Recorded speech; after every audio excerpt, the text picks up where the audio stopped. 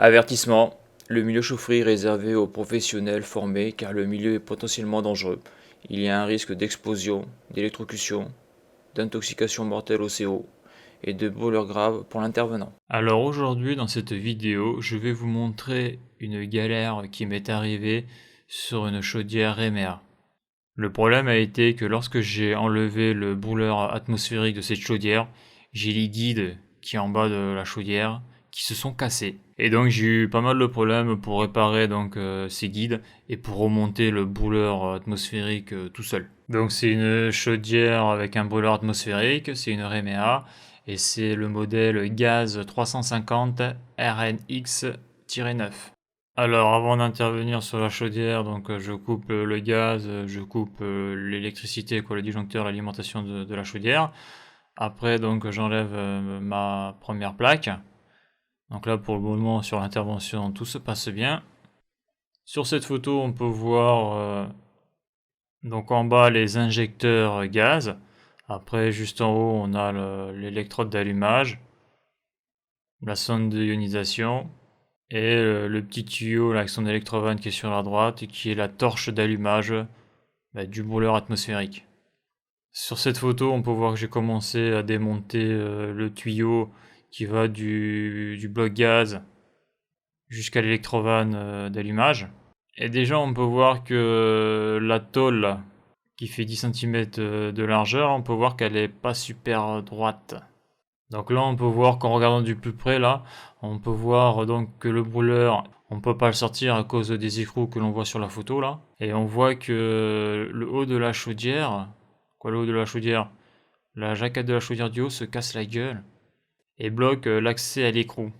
Donc on va voir que plus tard, pour le remontage, ça va être un gros problème. Là, avec mes clés à griffes, je dévisse le raccord union, donc le raccord union qui fait la jonction entre le bloc gaz et le brûleur atmosphérique. Donc jusque là tout va bien. Donc là on peut voir que le raccord union est dévissé. On peut voir aussi qu'il est rouillé. Donc il est rouillé parce que souvent lorsqu'on fait les recherches de fuite au 1000 bulles, et bien après avoir mis du produit, il faudrait nettoyer au chiffon pour sécher la partie qui a été contrôlée.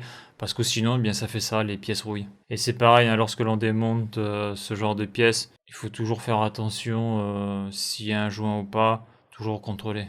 Lorsqu'on démonte la partie gaz, il faut toujours faire attention s'il y a un joint ou pas pour ne pas l'abîmer et ne pas le perdre. Donc là on peut voir que j'enlève les vis qui tiennent le brûleur. Alors j'avais pas beaucoup d'outillage dans ma bagnole, mais j'avais au moins un cliquet. Donc voici le bas de la chaudière sur son brûleur atmosphérique. Alors le brûleur est très lourd, donc je l'ai enlevé. Et j'ai pu voir qu'en l'enlevant j'avais la patte de fixation à gauche qui branlait, qui bougeait. Et on peut voir cette photo, que la petite plaque, là on voit qu'il y a le multi-bloc gaz qui repose dessus. On peut voir qu'elle penche d'un côté et qu'elle se casse la gueule. Je m'en suis rendu compte après, mais il manquait une vis à cet endroit-là, une vis de fixation. Donc sur ce type de chaudière, on a toujours ces petits dépôts rouges après une saison de chauffe, bon même une saison complète parce que bon en plus cette chaudière fait aussi de l'eau chaude sanitaire. Donc c'est des petits dépôts rouges. Et là on peut voir l'échangeur de la chaudière. Donc c'est je crois de la fonte. Bon là après le souci pour nettoyer ce genre d'échangeur, c'est qu'il faut une brosse, des petites brosses spécifiques pour aller gratter entre les ailettes. Parce qu'il y a deux solutions lorsque vous nettoyez les échangeurs. Soit vous le faites à sec, avec des brosses, sorte de ramonage mécanique. Ou alors vous le faites à l'eau. À l'eau, alors des produits chimiques, moi personnellement je préfère le faire à sec. Car déjà ça évite de saloper la chaufferie. Et puis deuxièmement, on le voit là, les produits chimiques sont toxiques. Donc bon, autant le faire à l'ancienne, c'est-à-dire sans produits chimiques, par grattage mécanique à sec. C'est beaucoup mieux pour la santé, l'environnement, et la chaufferie est beaucoup plus propre après. Ça c'est mon avis. Donc là j'étais en train de démonter le brûleur gentiment pour la nettoyer, tout ça. Et là j'ai cette merde là. Donc c'est la camelote, franchement. Dessus repose le brûleur. Et là on voit que les rivets ont pété. Et là on voit que j'ai plus que 2 rivets, quoi. Alors ce qui me fait complètement halluciner, quoi, mais vraiment halluciner, c'est que le brûleur atmosphérique il est quand même assez balèze, il est raide, il est lourd. Et ça tient par de merde, quoi. Enfin, je parle des rivets, parce que les rivets ça va être facilement. Donc là je suis un peu comme un con là. Donc là il me faudrait soit des rivets mais j'en ai pas, des autofourreuses j'en ai pas, ou des vis, je sais pas comment je vais faire. Faudrait que je perce aussi, j'ai pas de visseuse. Donc voilà. Voilà, donc quand vous démontez une Remea pour la première fois, eh bien, faut faire attention. Il vaut mieux avoir des visseuses, des autoforeuses avec soi et une visseuse. Donc après avoir nettoyé le fond de la chaudière avec un aspirateur et une balayette, alors voici donc à quoi ressemble la tôle du fond de la chaudière sans liquide, parce que les derniers rivets qui restaient, je les ai cassés pour en mettre, on va le voir après, des neufs. Et donc là, sur cette photo, on peut voir une vue globale du brûleur atmosphérique de cette chaudière. Alors moi, ce brûleur atmosphérique, je l'ai nettoyé à l'air comprimé, hein. Donc suivant la taille et suivant la configuration de la chaufferie, par exemple si vous avez une arrivée d'eau ou pas, ou ce genre de choses, et suivant le temps dont vous disposez, il y en a qui nettoient ça donc avec de l'eau. Donc moi je l'ai fait à l'air comprimé, et ça marche très bien. Donc une petite vidéo sur l'utilisation d'arrivée. Donc là je suis en grosse galère, c'est de grosse merde, c'est cassé la gueule, donc je peux plus me remettre mon brûleur correctement, hein. Sinon je ferais ça comme un gros porc. Donc là je mets mon rivet. Donc un collègue, hein, j'ai trouvé un bon samaritain qui me dépanne de ça. Donc après on prend cette pince là, vous voyez là j'ai enlevé le vieux là. Donc je mets cette chose là, donc le rivet, hop, je pose comme ça. Après je mets la pince comme ça, et après je force, quand je force, je pompe quoi, je pompe jusqu'à temps que ça casse, et ça casse tout seul, voilà. Là ils sont tout neufs, nickel. Et je vais faire la même chose de l'autre côté, parce que là on voit que j'en ai plus qu'un. Donc ce qui est étonnant quand même, c'est de mettre un gros brûleur comme ça, là, hyper lourd, sur des trucs, là, les rivets ça pète facilement, il fallait mettre des vis autoforeuses ou je sais pas quoi. Bon ben voilà. Voilà comment on est arrivé. Alors sur cette photo à gauche, on peut voir un rivet. Donc pour mettre un rivet, il faut percer un trou donc de la taille du rivet. Après il faut une pince à riveter pour pouvoir le mettre. Et à droite, on a une vis autoforeuse à tête fraisée. Et donc les vis autoforeuses, hein, le principe c'est vous avez une visseuse, vous mettez le bon embout et vous percez directement la tôle, donc tôle fine. Et on le voit, hein, le bas de la vis c'est comme un petit fourré, donc ça perce. Et après donc ça se visse automatiquement, sans faire d'avant-trou avec un fourré. Et après, bien sûr, suivant l'épaisseur de la tôle, on est obligé de faire un avant-trou. Donc là, on peut voir sur cette photo le rivet lorsqu'il est posé, hein, le résultat. Donc sur cette tôle, voilà, j'ai mis mes deux guides qui sont rivetés. Donc j'ai plus qu'à la remettre donc, au fond de la chaudière et à mettre le brûleur atmosphérique. Et donc c'est là où je vais vraiment galérer, car comme je l'ai dit au début de la vidéo, je me suis rendu compte, mais bien après, qu'il manquait une vis là qui supportait... pas la jaquette de la chaudière, mais le châssis de la chaudière. C'est pour ça que la chaudière, ça fait c'est plus du côté gauche. En tout cas, lorsqu'on la regarde au niveau de sa façade avant. Et donc, pour soulever justement ce côté gauche, là, il m'aurait fallu donc deux bras, plus deux bras pour le brûleur, et un bras pour visser le raccord union. Donc, ça a vraiment été une grosse galère. Donc là on peut voir que au remontage du brûleur, ces deux petits rayons L là servent à guider le brûleur et à supporter son poids. Donc ça c'est une machine putain de merde. Là on le voit, hein, j'ai fait tomber la rampe, ça vous pouvez pas l'enlever, ça se casse la gueule. Là les mecs ont fait ça, à mon avis ils ont craqué quoi. La chaudière que j'ai fait l'autre jour là, la créative, je sais plus comment ça s'appelle là, elle était vachement mieux quoi. Elle était vachement mieux foutue quoi. Ça y est, je sais ce qui me fait chier. Vous voyez ces vis là, il faut que je les rende dans le brûleur. Le problème c'est que ces gros cons là, ils ont mis une plaque devant là, pour bien me casser les couilles. Vous voyez là? Putain, je suis blasé quoi encore. Faut que je fasse tout ce bordel là. Ça fait du sport encore. Bon voilà. Ce qu'il faudrait là, pour monter le brûleur là, c'est des cales en bois là. Des petites cales en bois qu'on empile, parce que le problème c'est que si je mets un côté là, après je suis emmerdé avec l'autre parce qu'il faut quand même rentrer de 2 cm avec la laine, je sais pas ce que c'est, la laine de roche, bon l'isolant thermique. Et là sont des conneries. Tout seul c'est sans cale en bois c'est impossible quoi. C'est une vraie merde. Une putain de vraie merde ce truc. Donc au bout d'un moment, tellement j'ai galéré, donc j'ai enlevé donc le cache sur la gauche de la chaudière pour voir un peu les fixations du châssis de la chaudière, hein, parce que bon, je me suis dit, c'est pas possible que le constructeur laisse un truc comme ça, quoi. Impossible de remettre le brûleur dans ces 3 vis, vraiment une misère absolue.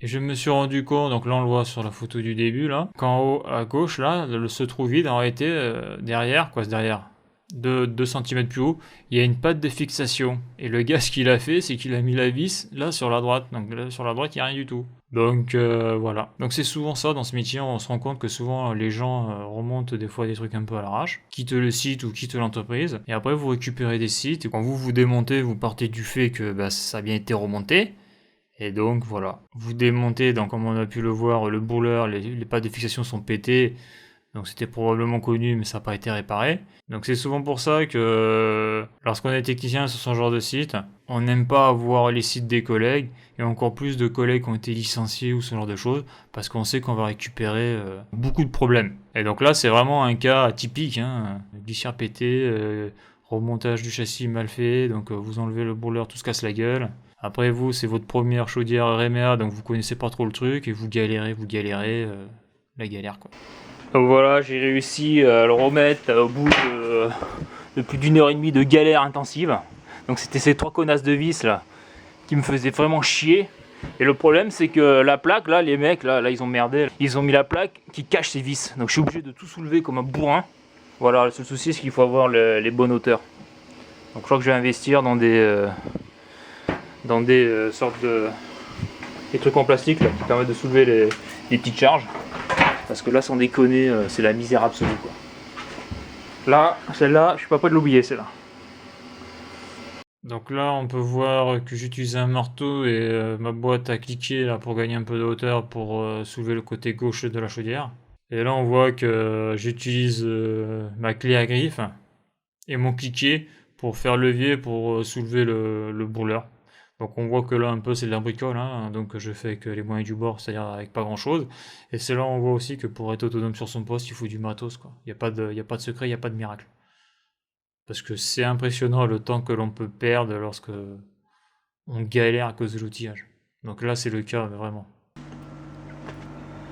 Donc voilà, donc j'ai réussi à la remettre. Donc je me suis rendu compte qu'ici il manquait une vis pour tenir le châssis là. La vis était là. Donc la personne qui était avant moi l'avait mal remonté. C'est certainement pour ça que j'ai autant galéré.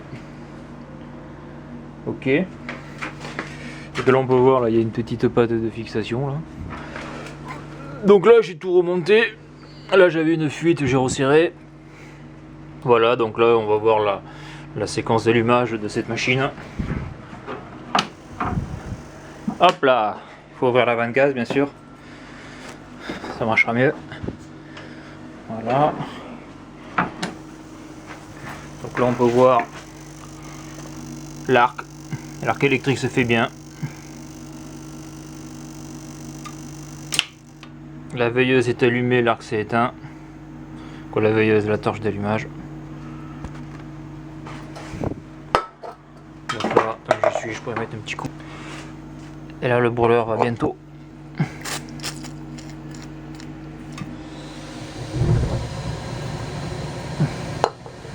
Voilà. Donc ça c'est bon. Donc là qu'est-ce qu'il faut faire? Recherche de fuite de gaz. Hyper important. Et puis remonter les jaquettes.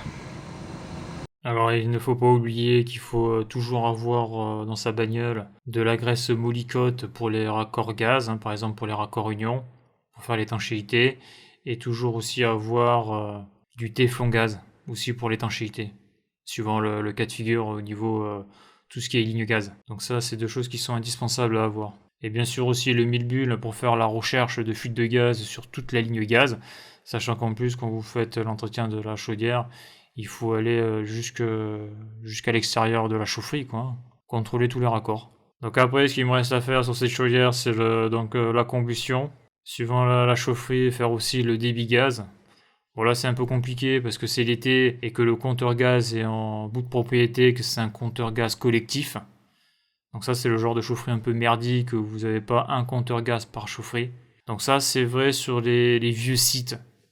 Les sites qui sont gérés un peu à l'arrache. Maintenant, tous les sites où il y a une gestion du gaz, il y a obligatoirement un compteur gaz par chaufferie. Donc ça c'est quand on fait du P1. Mais c'est vrai que lorsqu'il n'y a pas de P1, c'est un peu n'importe quoi. Là c'est chaufferie où il n'y a pas de compteur gaz. Ça c'est pénible. C'est pénible parce que ça empêche de contrôler correctement le débit gaz.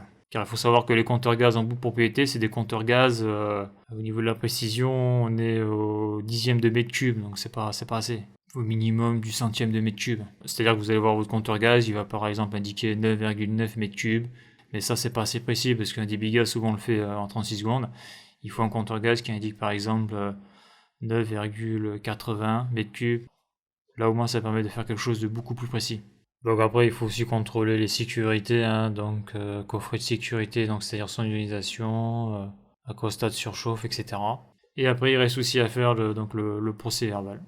Sachant qu'après tout ce qui est régulation, ça se fait lorsque la saison de chauffe commence, hein, c'est-à-dire lorsqu'on remet en marche le chauffage. Voilà, parce que lorsque la saison de chauffe commence, en principe, il y a une demande de chauffage. Ça permet vraiment de tester la régulation en conditions réelles. Donc voilà pour cette petite vidéo et à bientôt pour une prochaine vidéo.